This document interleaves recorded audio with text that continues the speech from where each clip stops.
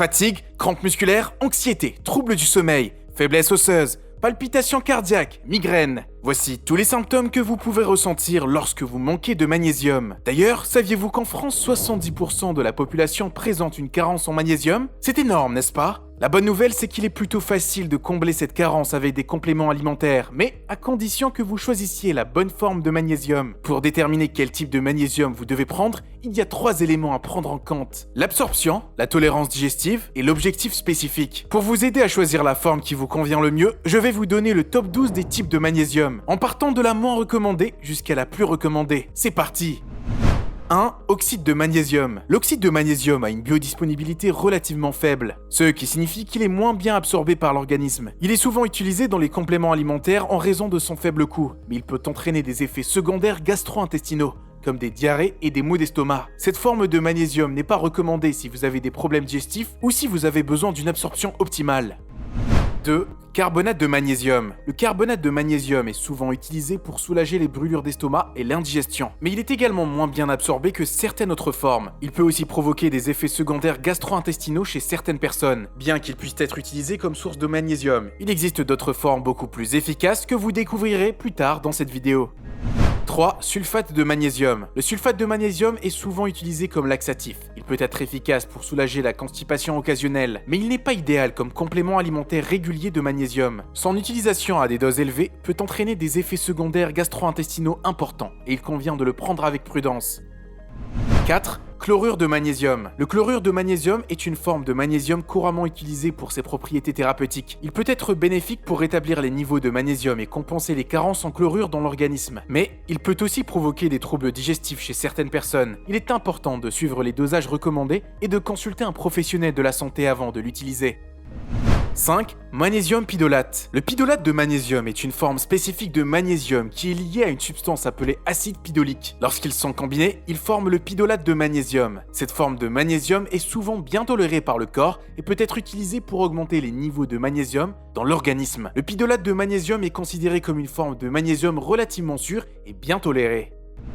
6. Citrate de magnésium. Le citrate de magnésium est une forme de magnésium qui est liée à l'acide citrique. Cette forme de magnésium est connue pour être bien absorbée par notre organisme. Cette forme de magnésium est souvent utilisée pour traiter la constipation occasionnelle. Il agit en attirant l'eau dans l'intestin, ce qui peut aider à ramollir les selles et faciliter leur passage. En tant que laxatif, le citrate de magnésium peut être utile pour soulager temporairement les problèmes de constipation, mais il n'est généralement pas recommandé pour une utilisation à long terme en tant que supplément de magnésium. En plus de son effet laxatif, le citrate de magnésium peut également être bénéfique pour soutenir la fonction musculaire et la santé osseuse. Mais il est important de noter que le citrate de magnésium peut provoquer des troubles gastro-intestinaux chez certaines personnes, en particulier à des doses élevées. Des effets secondaires tels que des douleurs abdominales, des diarrhées ou des selles molles peuvent survenir. Il est donc recommandé de suivre les dosages recommandés et de consulter un professionnel de la santé si vous ressentez des effets indésirables. 7. Biglycinate de magnésium. Le biglycinate de magnésium est une forme de magnésium liée à la glycine, un acide aminé qui favorise l'absorption intestinale. Cette forme est généralement bien tolérée et n'entraîne pas de problèmes gastro-intestinaux majeurs. Elle est bien absorbée par l'organisme et elle est souvent recommandée par ceux qui ont des sensibilités digestives ou qui cherchent à augmenter leur niveau de magnésium. Si vous cherchez du biglycinate de magnésium, je vous recommande les gélules de la marque Nutrimea, car leur formule est enrichie en vitamine B6. Avec 3 gélules par jour, vous obtiendrez ainsi 80% des apports journaliers recommandés en magnésium. Utilisez le code dans la description de la vidéo pour profiter d'une réduction de 10% sur votre commande. 8. Magnésium marin. Le magnésium marin est une forme de magnésium qui provient de sources marines. Il peut contenir différents composés de magnésium tels que le chlorure, le sulfate, le carbonate, etc. La biodisponibilité du magnésium marin peut varier en fonction de la méthode d'extraction et de purification utilisée. Bien qu'il puisse contenir d'autres minéraux et oligo-éléments bénéfiques, il peut également être sujet à la contamination et doit donc être choisi auprès de marques réputées qui effectuent des tests de qualité tierce. En général, le magnésium marin est considéré comme une forme bien absorbée et bien tolérée.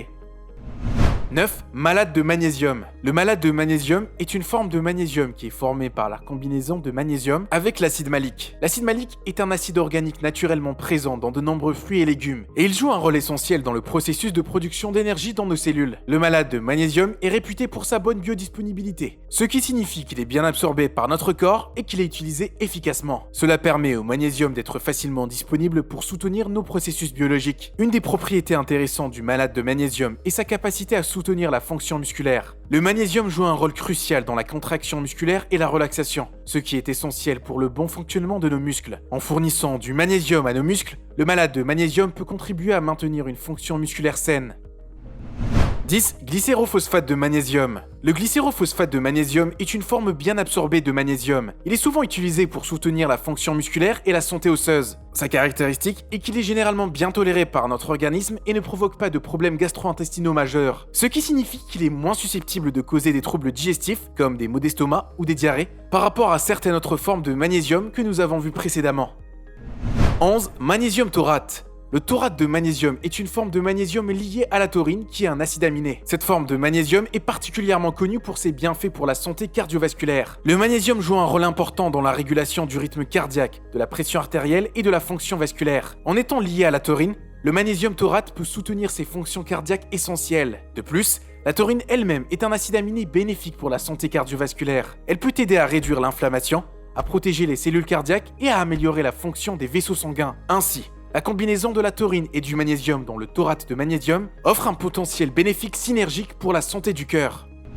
12. Thréonate de magnésium. Le thréonate de magnésium est une forme particulière de magnésium qui possède la capacité unique de traverser la barrière hémato-encéphalique. Cette barrière est une protection naturelle de notre cerveau qui limite l'entrée de certaines substances. Le fait que le thréonate de magnésium puisse la traverser plus facilement par rapport à d'autres formes de magnésium est une caractéristique très intéressante, car il permettrait de soutenir la santé cognitive et améliorer la mémoire. En plus de ses avantages pour la santé cognitive, le thréonate de magnésium est généralement bien toléré par le corps, ce qui en fait une forme très recommandée en cas de carence en magnésium.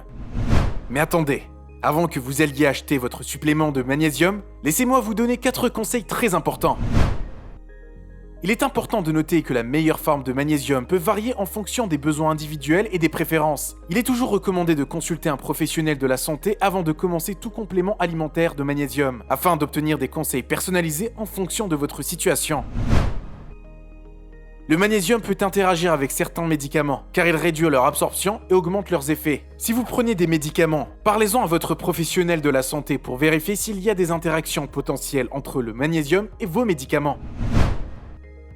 Certaines personnes peuvent nécessiter une surveillance accrue lorsqu'elles prennent des suppléments de magnésium. Cela inclut les personnes atteintes de problèmes rénaux, les personnes souffrant de troubles cardiaques ou de diabète, les femmes enceintes ou allaitantes. Consultez un professionnel de la santé pour obtenir des conseils personnalisés si vous appartenez à l'une de ces catégories. En plus des suppléments, vous pouvez également obtenir du magnésium à partir d'une alimentation équilibrée. Pour savoir quels aliments consommer, je vous conseille de regarder notre vidéo avec les 15 aliments les plus riches en magnésium ici.